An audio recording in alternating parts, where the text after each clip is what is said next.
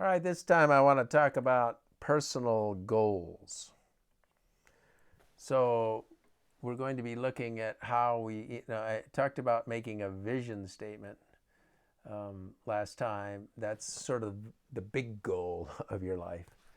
But now we're going to focus in on the practical part of your life. So we're going to start with your personal goals, and then if the next video we'll talk about marriage goals if you're married, and then the next one we'll talk about family goals if you have a family, and then the next one will be friendship goals, and then the next one will be church goals and kingdom and world goals. So these are sort of the arenas that we live our lives. But the one we're going to start with is personal goals. So applying vision, traits, gifts, and values to goals. So I had you figure out your values. I had to figure out what your personality traits are, your gifts. I had you try to figure out at least a sort of a working vision statement for your life. Now, in the light of all of that, what kinds of goals for your personal goals would you come up with? So I want to try to help you do that. So again, the personal, the marriage, the family, friends, church, kingdom, world. All right, so personal goals. First, I want to do kind of a quick start just to get you off the dime and make this really simple. And then I'm going to add more of a longer version. So you might just stick with the quick start and that's all you do, and that will be fine. But I put in the longer version for those of you that want to go sort of in deep. Maybe you're really struggling with what your personal goals should be. So in the quick start, I have just two questions that you can ask yourself that will help you figure out your personal goals. The first question: where in your personal life are you hurting, and what do you want to do about it? So where are you hurting? Maybe it's your job. It's like, your job, it's just work. It doesn't fulfill you.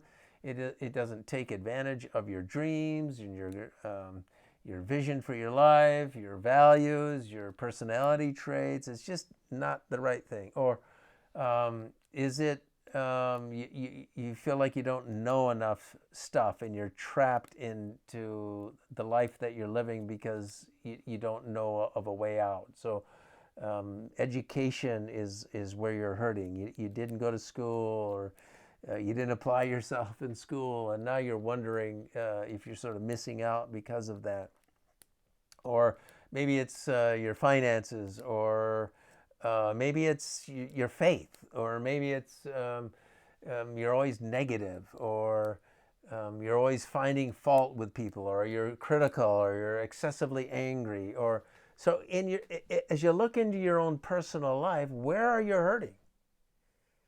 And what would you like to do? If you could do something about it, what would that be? And the second question is, where in your personal life do you want to take something to the next level? So this is an area where maybe you're not hurting.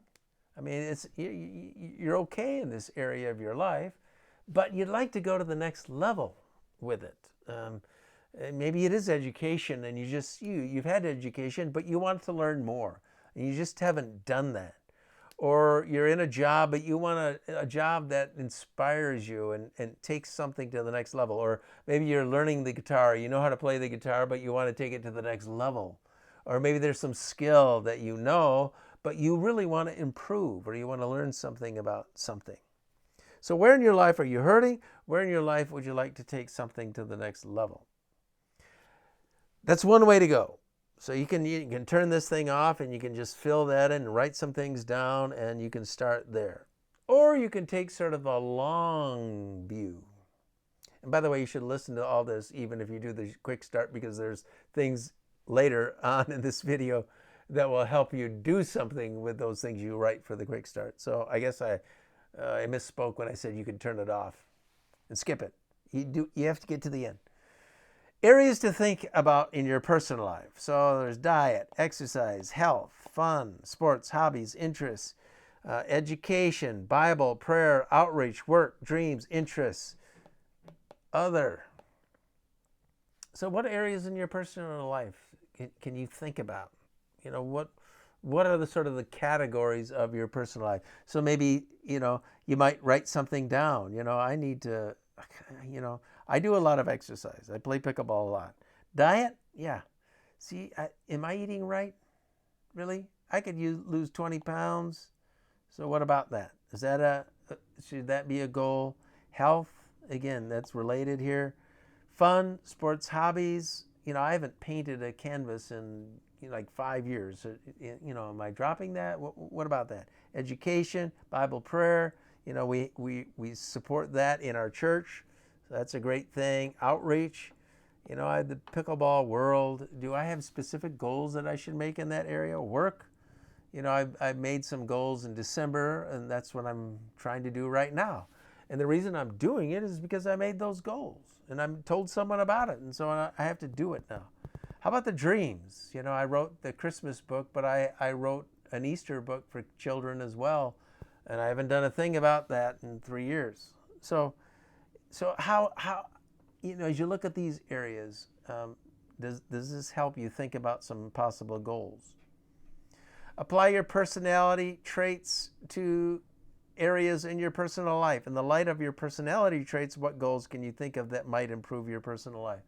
So, if you're an introvert, what goals do you have? Or maybe you don't like being an introvert and you want to be more extroverted. So what goals could you come up in terms of that? Or if you're a dreamer, and not a doer, how could you take some of your dreams, and what goals could you come up with that will help you actually do some of your dreams? So if you look at your personality traits, how does looking at those things inspire you to come up with what goals?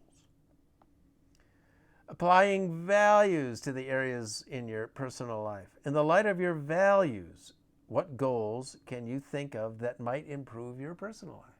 So your values. So for me, again, remember, creative. So in the light of that value, what am I going to do this year? So again, that Easter book. I have the book written, but I haven't done the artwork. So if I'm going to do this, I have to start thinking about that. It's a value for me, but I haven't made it a goal yet. So what values do you have? Responsibility, or some of you have the value of hard work. So what goals can you come up with that you should be working hard at? Okay. Applying gifts to areas in your personal life. So now we're looking at your gifts in the light of your gifts. And that's your spiritual gifts. It's the gifts that you naturally have. It's the gifts that you have because you've worked at it, the things that you're good at. In the light of those things, what goals can you think of that might improve your personal life? So if you're gifted at speaking, what goals can you employ to start speaking? Or if you're gifted at putting things together and solving problems, then what goals in your life can you apply that to? Okay, so what problems are there in your life that you can fix? And you might write some of those goals down. Okay, so in the light of your gifts, what goals can you think of that might improve your personal life?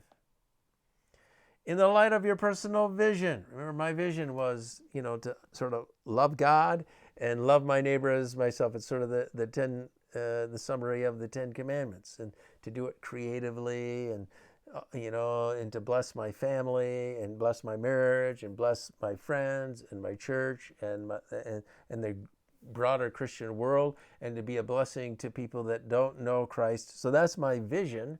Now, as I'm thinking about goals, okay, what goals could I have in my personal life to do that? Goals to, maybe read the Bible more, or to take notes as I'm doing it, or to actually write out my prayers to make sure that I'm actually doing it. So what goals might you come up with that sort of come out of your vision for your life? Kinds of goals. So let's just talk a little bit about the kinds of goals that you might have. First of all, there's lifetime goals. So lifetime goals are things you want to accomplish with your life. Like, I want to be a blessing, first of all, to my children. So how do I do that? I want to be a blessing to my grandchildren. You know, my wife is so good at this. Every week she takes a different grandchild out for a donut or something special, and she just, you know, gives them that hour to make them feel special, to make them feel loved. I remember my grandmother did that. On Sundays we'd go there, and I remember she bought paints, and that's how I got into oil painting. She bought us canvas and paint and just set those things in front of us and said, "Here you go." Didn't show us how to do it. She just put it in front of us, gave us that opportunity. So what are some of your lifetime goals? Then how about long-term goals? Long-term goals are not, you know, what you're going to do with your entire life, but long-term, what am I going to do with my health? What am I going to do long-term with the place that we live? What am I going to do long-term with, you know, the job that I have? Okay, you know, retirement, all these questions about my life. Well, what about your life? What long-term goals do you have? And then number 3, short-term goals. Okay, that's where most of us are at, short-term goals. We'll think more about that. How to make a short-term goal you can live with and actually accomplish. So number 1, be specific in what you want to do. A lot of times our goals are so vague. Okay, I want to lose weight. Okay. Not very specific. How much weight do you want to lose and by when? And how are you going to do it? See, that's being specific. Number 2, make it measurable. Make sure it's measurable. How many pounds? 10? 15? 20? By, you know, April? By May? What are we talking about? See, we just have these broad general goals. I want to be a better person. I want to be a more loving person. I want to be a servant. I want to walk with God better. They're great goals, but what do you do tomorrow? How do you know if you're halfway? How do you know when you cross the finish line? Number 3, give yourself a deadline. Okay? By May, I'm going to do this. By this weekend, I'm going to do that. Number 4, if possible, plan a reward and or a penalty. Okay, that's the way life teaches us things. Okay, we work hard, we get paid. We work hard at a sport, they give us a trophy. We get reward, and if we're lazy at work, we get fired. We learn because of the results. So the problem with our personal goals is there's no results. It's like, yeah, well, no one cares. There's not necessarily a penalty or a reward, or at least the reward is sort of personal. So maybe you have to make up goals. You know, if I lose the weight by this particular time, then I'm going to eat, you know, a whole cherry pie in one sitting. Or we're going to go on vacation. Or if we do the, you know, devotions together as husband and wife, we're going to reward ourselves by going somewhere. Or whatever it might be. Give yourself rewards and punishments. So, okay, so we did the quick start thing, we did the long look, but now it's time, you know, and hopefully, and maybe you haven't done it yet, but you need to just sit down and write goal after goal after goal, and just write as many as you can. Doesn't matter. You're like, well, I can't do all these goals. That's right, you can. But just write down all the goals that you're thinking about in everything related to your personal life. And then we need to finally sort of prioritize. How do we, you know, there are 20 goals, I can't do all these things, but how do I pick the few that I'm going to do?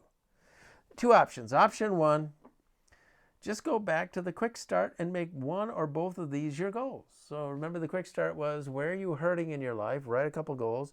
Where would you like to take something to the next level? Write a couple goals and just make those your goals. Those are what's important to you. This is where you're hurting. This is where you want to take something to the next level. Pick something out of there. Simple. Option 2 is to go through all the goals you came up with in the long process, where we had all these categories of your life, your health, your hobbies, your work, your all these different things, and go through all the goals. Maybe you had 20, maybe you had 30 different goals. Go through all of them and apply one or more of these criteria in order to prioritize your goals. So what criteria are we talking about? Number one, which of all the goals you've written down, which are the most urgent? What do you need to do?